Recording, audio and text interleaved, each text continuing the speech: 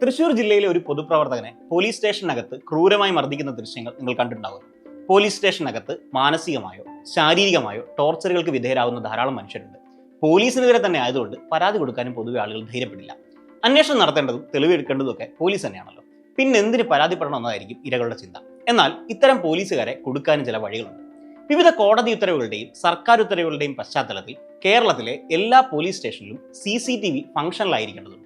Police സ്റ്റേഷനിൽ വെച്ച് torture ചെയ്യപ്പെട്ടാൽ ആ സമയത്തെ CCTV ദൃശ്യങ്ങൾ ആവശ്യപ്പെട്ട് പോലീസ് സ്റ്റേഷനിൽ തന്നെ വിവരാവകാശ അപേക്ഷ നൽകാം. അതിൽ പ്രത്യേകിച്ച് കാര്യമൊന്നുമില്ലല്ലോ. പോലീസുകാർ CCTV ദൃശ്യങ്ങൾ തരില്ലല്ലോ എന്ന് തോന്നാം. ശരിയാണ്, പോലീസുകാർ തരാതിരിക്കാം.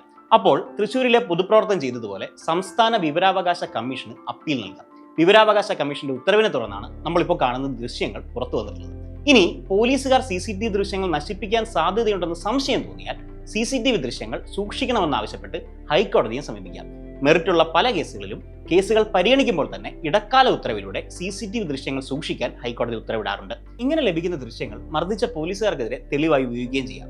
നമ്മുടെ ടെക്നോളജിക്കൽ അഡ്വാൻസ്മെന്റ് പോലീസിനും സ്റ്റേറ്റിനും മാത്രം ഉപയോഗിക്കാവുന്നതല്ല.